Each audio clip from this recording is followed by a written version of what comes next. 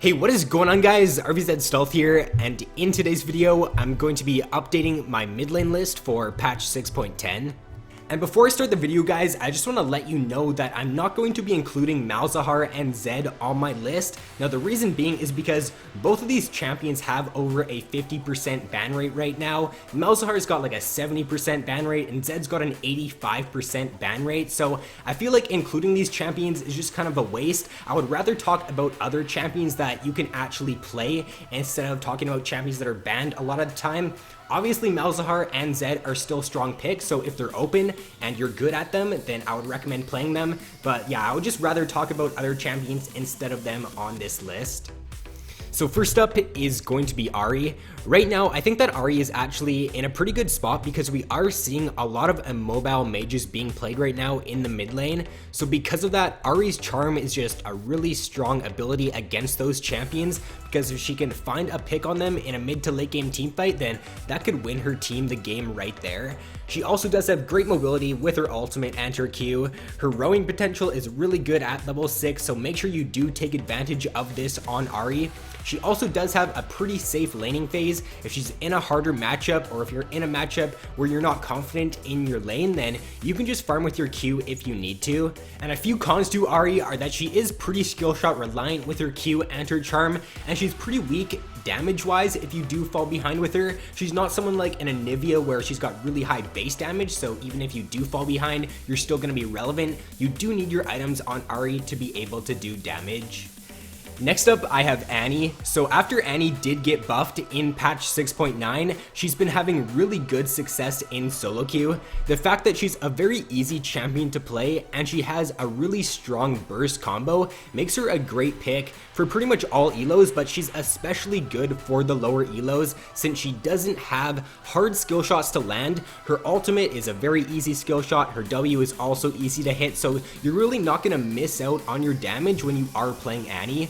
You also do have a really good engage tool with your flash tibbers, and this is just such an easy combo to land, and you should always be looking for these in mid to late game team fights. If you do see the enemy AD carry or mid laner caught out of position, don't be afraid to go for that flash engage, because if you do have your items, you're going to be able to burst them down and pretty much one-shot them.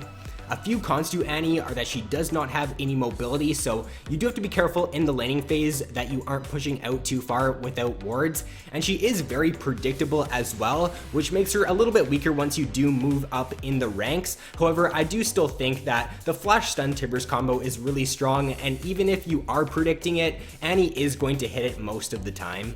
Next up, I have Fizz. So I think that Fizz is in a really good spot right now, especially after the changes they did to QSS, where your ultimate can no longer be removed by QSS, and this just allows him to deal a lot more damage against AD carries in mid to late game team fights. The only way that the AD carry can counter you now is if they do get a Banshees, so therefore I think that Fizz, he was already strong before, but I just think he's even stronger now. He does have a really good level 6 all-in too. He's one of the better roaming mid laners because he does have his ultimate and he does have 2 gap closers with his E and his Q, so it's just really easy to pull off some good roams as Fizz in the early game.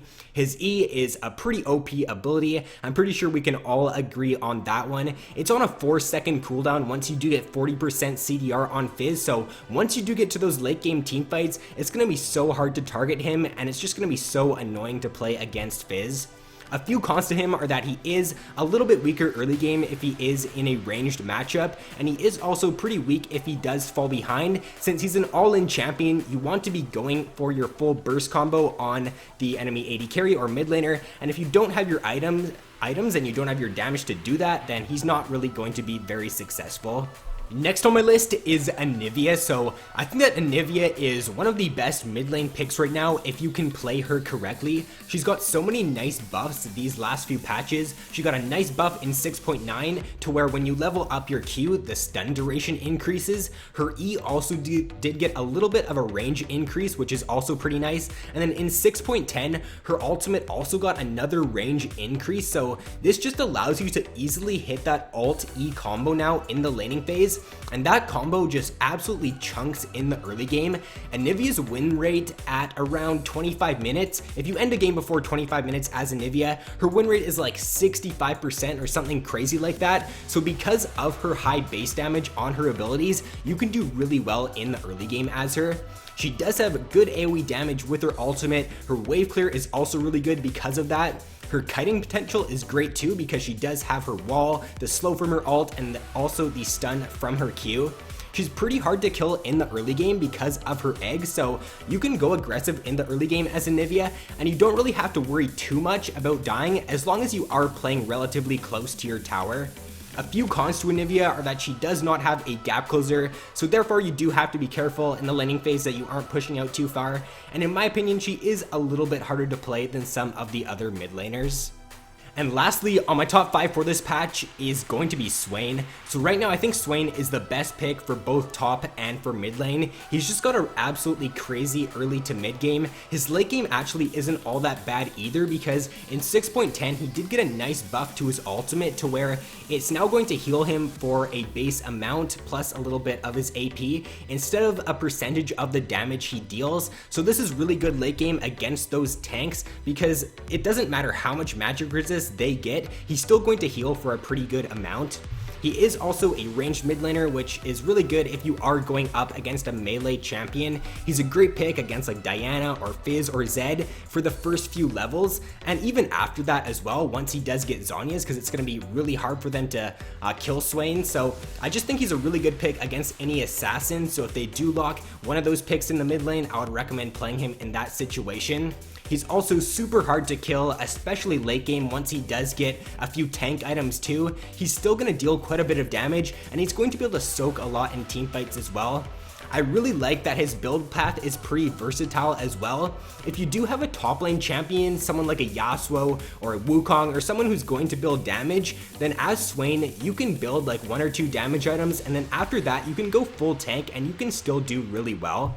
A few cons to Swain are that his W can be hard to hit at first since it does have a little bit of a delay on it, and he also does not have a gap closer either. So first up on the honorable mentions, I have Vel'Koz. So I think that Vel'Koz is pretty sleeper OP right now. He's been one of my favorite mid lane picks for these past few patches. I was actually looking at the patch notes for 6.11, and I think his ultimate is getting changed back to where it will now apply the passive stacks. So I feel like in 6.11, Vel'Koz is going to be really, really good. But right now, he still is a pretty strong pick. If you can land your full combo on Vel'Koz, you can just absolutely melt squishies. So as long as you can hit your skill shots on him, then he can be a very strong pick. Next up is going to be Twisted Fate. So TF is a great roaming mid lane champion. You do have to make sure you use your ultimate whenever it's off cooldown in the laning phase, because if you can do that and you can get your lanes ahead, then you can be really successful on TF. But if you do fall behind with him, then he's not going to be as strong as some of the other mid laners. Next up, I have Victor. So I'm quite surprised that Victor hasn't been seeing as much play lately. He did get a really nice buff to his ultimate and his Q in patch 6.9, but he really hasn't been seeing much play. He does have a pretty good win rate right now, and he is still one of the best scaling mid lane champions. So if you're thinking about picking up Victor, I would recommend it. Next up, I have Ryze. So I think that Ryze is a pretty solid pick, but I don't think he is as strong as people are making him out to be right now. I think that he's a great pick for competitive play, but for solo queue, I think he's kind of a high risk, high reward champion. You do have a really strong early game on Ryze, and if you can get ahead, then you can do really, really well. But I feel like if you're going up against an enemy champion who's got a good long range CC ability, something like an Ashe ult or a Leona ult, it's just really easy to get picked off in a team fight as Ryze, since you do have to get pretty close up to deal your damage. So I feel like if you know how to position on the champion and you know when to go in to deal your damage, then you can be successful on him. But if not, then I would just recommend playing one of the other champions on my list. Next up, I have Veigar. So Veigar is one of the better scaling mid lane champions. Once you do get your passive stacked, then you're going to start to do a lot of damage, and you're practically going to be able to one-shot the enemy AD carry. You do have to just have a good laning phase on Veigar though to be successful, because if you fall behind or you get ganked in the early game, then you're not going to have that one-shot potential, and you're going to be pretty useless compared to a lot of the other mid laners. So I feel like as long as you can get your Q stacked in the laning phase or your passive stacked, and you can get to those mid-game team fights, then you can definitely do pretty well on Veigar. Next up, I have Brand. So Brand also did get a pretty nice change in 6.9 to his passive. It just now allows him to deal a lot of burst damage in mid to late game team fights, and he can absolutely shred if he can get a good ultimate off, and he can get like an AoE W off in a team fight. So if you're thinking about picking up Brand, then I would recommend it this patch.